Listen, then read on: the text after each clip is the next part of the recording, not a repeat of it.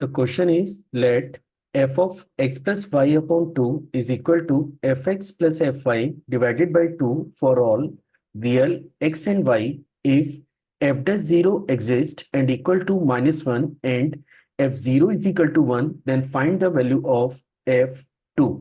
So let's see how we are going to solve the given problem. तो चलिए शुरू करते हैं। तो देखिए सबसे पहले मैं थोड़ा सा क्वेश्चन के पार्ट को एक बार आपको समझा देता हूँ कि ये क्वेश्चन है क्या। आपको एक फंक्शनल इक्वेशन दे रखी है, ठीक है। साथ में ये भी बोल रखा है कि इसका जब आप जीरो पे इसकी डिफरेंशियलिटी को फाइंड आउट कर रहे हैं या जीरो पे जब आप इसको डिफरेंशिएट करते हैं तो वो इसका डिफरेंशिएशन एग्जिस्ट करता है, मतलब left hand derivative right hand derivative के बराबर ही होगा at the location x is equal to 0 और ये वैल्यू -1 के बराबर भी है। तो एक तो ये इंफॉर्मेशन हम लोग नोट कर लेते हैं, that is F dash zero जो डाटा है ये आपका -1 के इक्वल है। इसके अलावा जो कंडीशन दे रखी है वो कंडीशन ये है कि f0 की वैल्यू ये आपके पास 1 के इक्वल है और क्वेश्चन में डिमांड किया गया है कि f2 की वैल्यू हमें कैलकुलेट करनी है। तो ऑब्वियस सी बात है कि जब तक मैं फंक्शन के ऊपर कोई कमेंट नहीं कर पाऊंगा तब तक हम लोग f2 के बारे में कोई कमेंट नहीं कर पाएंगे। तो मेरा मेन टास्क है fx के बारे में जानकारी फाइंड आउट करना, ठीक है। अब इस क्वेश्चन को सॉल्व करने के मेरे पास दो मेथड हैं। एक हम पार्शियल डेरिवेटिव से कर सकते हैं, इसको पार्शियली एक्स के रेस्पेक्ट में डिफरेंशिएट करके ये काफी आसानी से इसका आंसर आ जाएगा। लेकिन मैं आपको बता रहा हूं कि अगर मैं डायरेक्टली डिफरेंशियबिलिटी के ही कॉन्सेप्ट को यूज करके अगर इस क्वेश्चन को सॉल्व करूं तो फिर हम लोग इसको कैसे करेंगे, और इसके बाद फिर हम लोग वो पार्शियल डेरिवेटिव वाला जो कॉन्सेप्ट है उस पर भी बात करेंगे कि उससे अगर आपको आंसर निकालना है तो आप कैसे निकाल सकते हैं। तो चलिए एक बार शुरू करते हैं, है ना। तो फर्स्ट ऑफ ऑल तो आप देख सकते हैं कि जो फंक्शनल इक्वेशन आपको दे रखी है, फंक्शनल इक्वेशन मेरे पास है F of x plus y upon 2 and this is your f x plus f y divided by 2 के, ठीक है। अब जैसा कि मैंने कहा कि आपको क्योंकि एफ एक्स निकालना है और यहाँ पे डिफरेंशियबिलिटी का आइडिया आपको दे रखा है तो बेटर है कि आप स्टार्ट करें with the F dash x, ठीक है। अब अगर मैं एफ डैश एक्स के ऊपर कमेंट करूं तो एफ डैश एक्स मेरे पास होता है limit h tending to 0 f of x plus h minus f of x divided by h के। अगर ये फंक्शन किसी पॉइंट पे डिफरेंशिएबल है तो limit h tending to 0 f of x plus h minus f x upon h ये exist करेगा और ये फाइनाइट क्वांटिटी होगा, ठीक है। लेकिन अभी हम लोग क्या करने जा रहे हैं कि ये जो फंक्शनल इक्वेशन आपको दे रखी है मैं इस इक्वेशन को इस इंफॉर्मेशन में यूज करने जा रहा हूं। तो हम लोग क्या करें कि सबसे पहले मैं इसमें कुछ चेंजेस कर लेता हूं और इसके लिए हम लोग ये करेंगे कि मैं ये जो x प्लस एच है इसमें 2 का मल्टीप्लाई और 2 से इसको डिवाइड करने जा रहा हूं। तो ये बनेगा f of 2x plus 2h divided by 2 minus f x and divided by h के। और अभी हम लोग क्या करेंगे कि ये फंक्शनल इक्वेशन को मैं इस एक्सप्रेशन में यूज करने जा रहा हूं। तो आप देख सकते हैं कि अगली स्टेप में आप इसे लिख पाएंगे limit limit h tending to 0, ये आपको मिलेगा f of 2x plus F of 2h divided by 2। मैंने बस ये फंक्शनल इक्वेशन की इंफॉर्मेशन को यूज किया हुआ है। आप देख सकते हैं कि f of x plus y upon 2 is your f x plus f y divided by 2 के, ठीक है। अब minus f x and divided by h के। अगले स्टेप में हम लोग इसे लिख सकते हैं limit limit h tending to 0 f of 2x plus F of 2h minus 2 times of F x 2 times of F x divided by 2h के, ठीक है। अब जो फंक्शनल इक्वेशन हमें दे रखी है एक बार देखते हैं कि इससे हमारे पास क्या डाटा आ सकता है।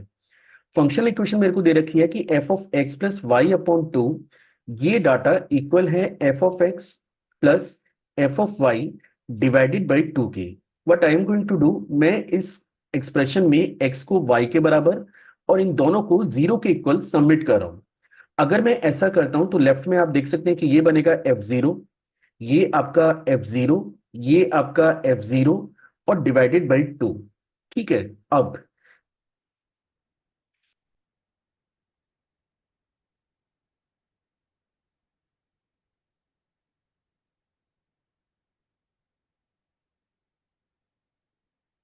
तो आगे मूव करने से पहले मैं एक बार फंक्शनल इक्वेशन से कुछ इंफॉर्मेशन फाइंड आउट कर लेता हूं और फिर इसके बाद हम लोग इसको आगे कंटिन्यू करेंगे।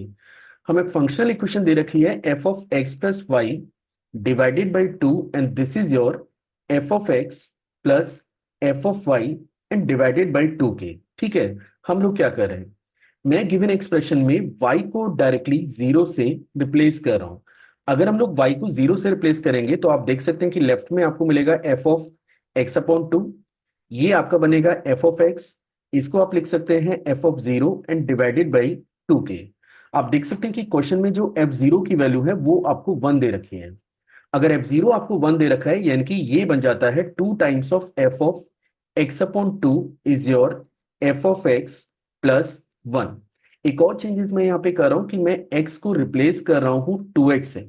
ठीक है, अगर x को अपन 2x से रिप्लेस करेंगे तो ये बनेगा two times of F X, two times of F X, this is और F of 2x plus one.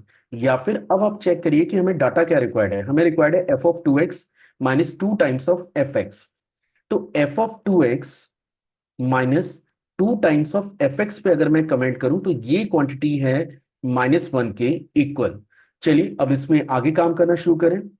तो आप देख सकते हैं कि जो लास्ट स्टेप आपके पास था वो आपके पास था limit h is tending to zero, h tending to zero, then after f of 2x plus f of 2h minus 2 times of fx, 2 times of fx और डिवाइडेड बाई 2h के, है ना, divided by 2h के। और अभी अभी आपने पता किया है कि ये जो f of 2x minus 2fx है आप इसे रिप्लेस कर सकते हैं माइनस वन से। तो जैसे आप इस डाटा को माइनस वन से रिप्लेस करेंगे तो ये बनेगा f of two h minus one divided by two h के। ठीक है, अब हम लोग इसे लिख सकते हैं, आपको ये तो याद ही होगा कि यहाँ पे limit h tending to zero है। हम लोग इसे लिख सकते हैं f of zero plus two h minus f of zero, क्योंकि एफ ऑफ जीरो की वैल्यू क्वेश्चन में ऑलरेडी आपको वन के इक्वल दे रखी है, दिस इज और एफ ऑफ जीरो और डिवाइडेड बाई टू एच की। और इसको आप लिख सकते हैं एफ डैश जीरो।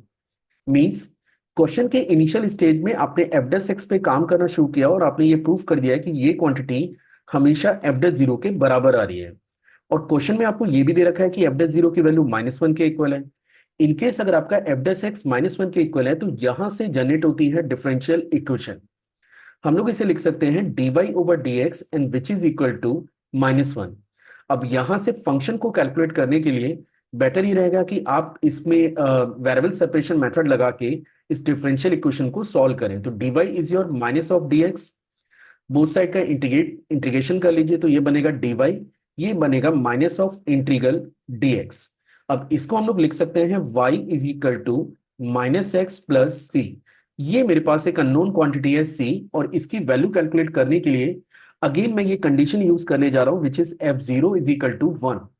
अब क्वेश्चन में क्योंकि एफ जीरो की वैल्यू वन के इक्वल दे रखी है, एफ जीरो आपको वन के इक्वल दे रखा है, मींस जब आप x को जीरो डालेंगे तो y की वैल्यू आपको वन कंसीडर करनी है ना। तो अगर मैं x की जगह जीरो डाल के y को वन करता हूं तो ये आएगा one is equal to zero plus C. या फिर यहां से आप कमेंट कर सकते हैं कि c इज इक्वल टू, ये जो c है ये आपका वन के इक्वल आ रहा है।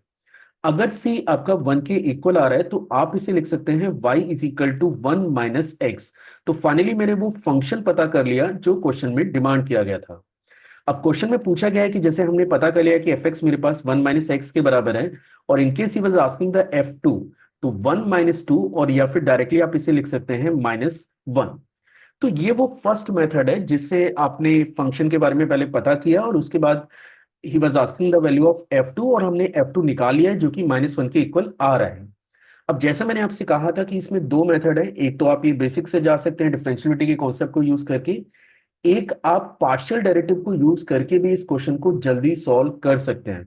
चलिए मैं आपको करके दिखाता हूं कि इनकेस अगर आप पार्शियल डेरिवेटिव यूज करेंगे तो इस क्वेश्चन को अपन कैसे सॉल्व कर सकते हैं। हमारे पास इक्वेशन है F of x plus y upon two और क्वेश्चन में ये दे रखा है दैट इज और F of x plus F of y divided by two के। तो what I am going to do, मैं इस फंक्शनल इक्वेशन को एक्स के रेस्पेक्ट में पार्शियली डिफरेंशिएट कर रहा हूं। पार्शियली डिफरेंशिएट करने का मतलब ये होता है कि आप x को एज ए वेरिएबल ट्रीट करेंगे लेकिन y को एज ए कांस्टेंट यूज करेंगे।